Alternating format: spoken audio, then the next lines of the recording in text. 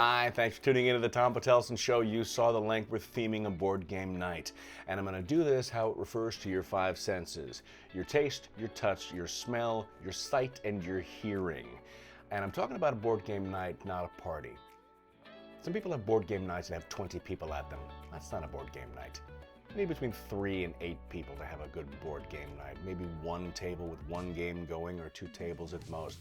A good old-fashioned board game night. So, taste and smell. We'll start there. This is just food and drink. What do you serve at your board game night to keep the theme going? Now, you can have themed drinks and themed snacks. If you're playing a pirate game, you can have some sort of grog, some sort of punch bowl. Punch bowls are always good for parties like this because it's a big bowl of drink. All you have to do is scoop in there. That's a great way to go. But I think the best way to go, for at least for drinks, is to bring your own drink. Bring what makes you feel happy, bring what makes you feel satisfied. And by the way, don't invite drunk people to your board game night. Don't do it. Drunk people are terrible at playing board games. They get frustrated easily. They want to give up quickly.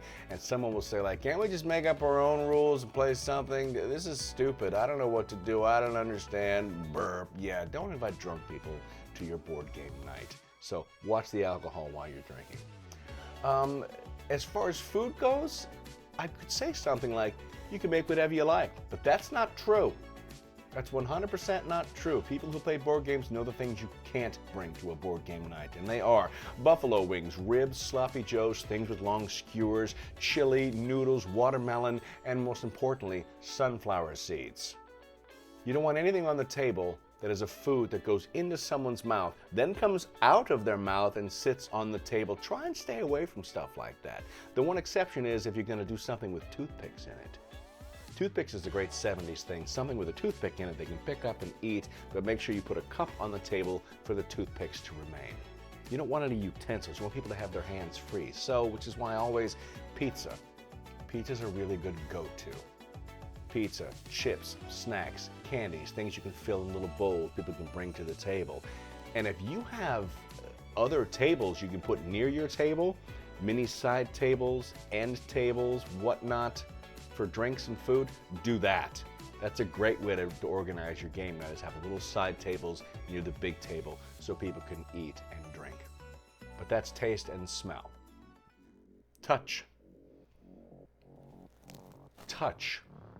How do you want you people at your game night to feel? You want them to be comfy, but not cozy. You don't want them falling asleep. You don't want them getting that comfortable. Now, if you're like me, you have good chairs at your house. And then you have the chairs you have to pull out of storage or out of your closet when you have more people over. Put a throw pillow on the chair, put a blanket on the chair. Try and make people comfortable. I know sometimes there's always a metal folding chair someone's got to sit on. And I usually wind up sitting on the harder chairs and let my guests get the good chairs. Keep the temperature nice in the room. Go for the air conditioner as opposed to the ceiling fan, which always has the clicking noise and then it blows the stuff on the table. Keep things temperate. Don't keep things too hot or too cold. Make it nice in the room. I know that's a funny thing to say, but that's exactly what I'm talking about. You know, as far as touch goes, cosplay? Yeah, knock yourself out.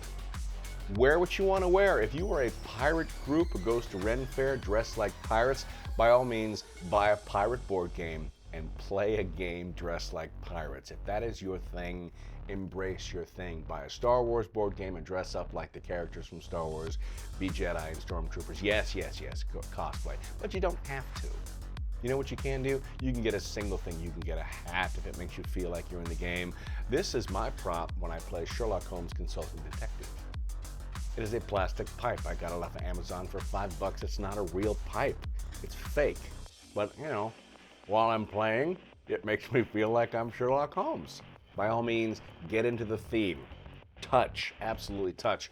Also, as far as cosplay goes, as an actor, I will tell you, every play changes a little bit once the actor puts on the outfit of the person they're portraying. Once they hold a sword in their hand, everything changes a little bit because you're wearing the real thing and you're walking different and talking different. That can add theme to your game. Touch. All right, I need to talk about it. I need to talk about dice. If you're gaming and you don't know about dice and you don't have a vast selection of dice, well then I don't know what you're doing. I don't know. Nothing's better then shaking a whole bunch of dice in your hand. And every game comes usually with some sort of dice. A lot of six-sided dice are still being used in gaming. Go to the store and get the colors of dice that you like. Not to mention, one dice doesn't roll the same as the other dice. That's false, but that's what we think when we're gamers. We absolutely have to have different colored dice. My niece, I performed her wedding, and they had little themed dice left at every table because it was a Dungeons and Dragons themed wedding. So this is Corinne and Mikael. Hi, hey. But now it's in my dice box. Now it comes out for every single game night. Dice, and if you've got a 50-50 chance, if someone says, well, you need to roll a 4, 5, or 6 to win, that is 50-50. Get some challenge coins. These are from Sandy Peterson's Cthulhu Mythos. I'll do a blow up of these.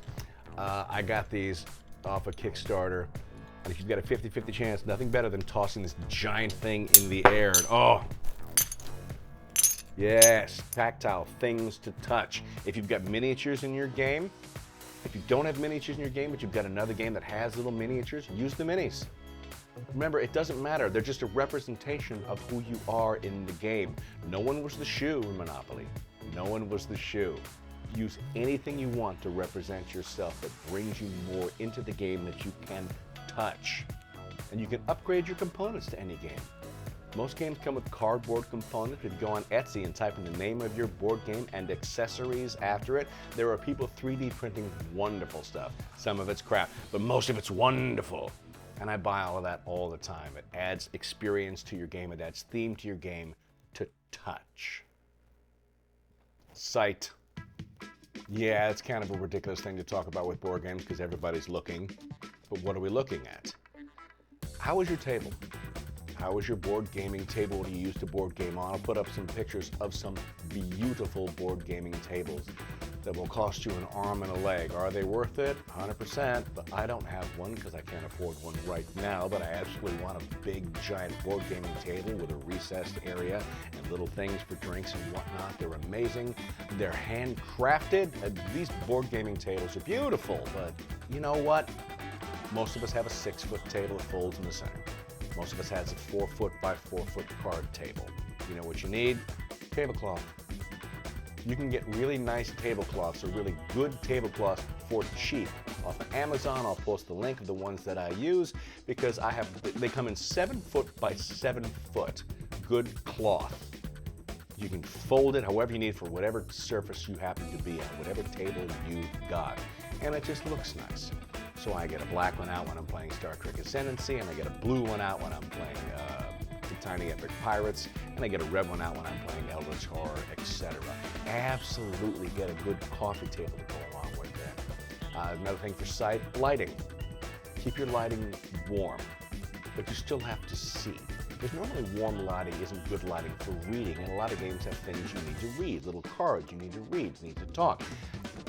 Yeah, definitely get something that helps you out with lighting, and what I'll recommend is get a table lamp to go on the table near the board. Something to overhang. You can get cheap ones. I'll post a link to the one that I use, which is really just hooks up to a USB, any USB port. Yeah, get lighting that'll overhang the table. Keep the lighting warm and nice and inviting and comfortable, but you gotta see. So get yourself a table lamp. That's a great idea, to get a table lamp. I would like to play in board game, I can't even think of what I'm saying, in board game stores. I would love to play more in board game stores, but they have fluorescent lighting. And that's not cozy, that's not comfy, that doesn't make me feel warm and inviting, doesn't make me want to play a game, makes me think about school. I don't know about you, but school doesn't make me think about board games. That's all I'm saying. So keep the lighting warm on that. Yeah, sight, important. Sound.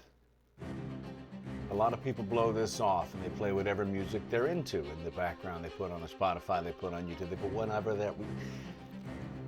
The problem with playing with popular music is someone's going to say, "Oh, I like that song, turn that up," and then immediately they're out of the game.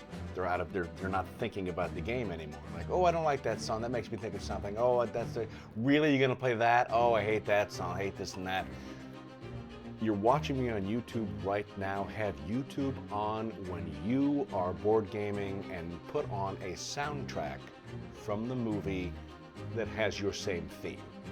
If you're playing a space game, put on Star Wars or Star Trek or Blade Runner or if you're playing a scary game, if you're playing Eldritch Horror or Arkham Horror the card game, or if you're playing Sherlock Holmes, there are scary soundtracks from scary movies.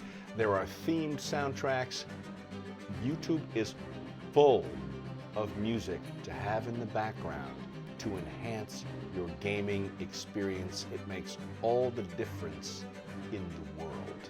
It really does. It's great. It pulls you right in to what you're doing. And that is the whole idea behind having fun behind a game night, is to absolutely believe that you're doing the things that you're doing.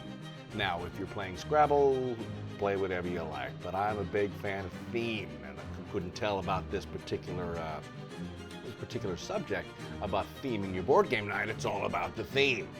It's all about pretending you're a pirate, pretending you're fighting off evil, pretending you are Sherlock Holmes, pretending. It's all about the theme.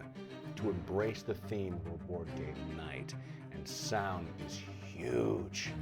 Oh, it's absolutely huge. Put on the music in the background that'll put people in the mood for the game without pulling them out of the moment, saying, oh, I like this. What's this called? I like that. Turn this up. Hey, next song, play this song. Yeah. Soundtracks. Find a soundtrack for the game that you're playing. Oh, it will enhance your experience. Sound. Time for a shout out. This one comes from my 5 favorite board games video. This is from Desir Studios. I hope I'm saying that right. If you like the Indiana Jones vibes, then you should definitely try Fortune and Glory from Flying Frogs. Great list, by the way. Thank you for that, Desir. I've not played Fortune and Glory. I've seen the review for it. I think Will Wheaton did a video on that and played that. I'm in on that, though. That is the reason I play Eldritch Horror, because it makes me think I'm playing Indiana Jones. So I'm absolutely going to check that out. Thanks for that. So that's it for the 5 senses, and you should have everything you need to theme your board game night for you and your friends for a fabulous experience. It has been a long time since I've done a way out, and I'll do a quick one now for this video because it truly is the way out. You can get together with friends at a bar. You can get together with friends at a movie, at a sporting event, but there's nothing better than seeing your friends face to face. Gathering around a table doing anything is a great way to see their faces. So get together with your friends. Gather around a table, see them and talk to them, have fun doing an activity. That is the whole reason why I'm into this hobby, because I love hanging out with my friends. It is a way out, absolutely. 100%. That'll do it for this week. Thanks for tuning in. Like and subscribe, hit that notification bell. My stuff drops on Sunday. I hope you enjoy it, and please take those tips and go theme your board game night. Have a great time hanging out with your friends. Till I see you next time, as always, peace, love, live long, and prosper.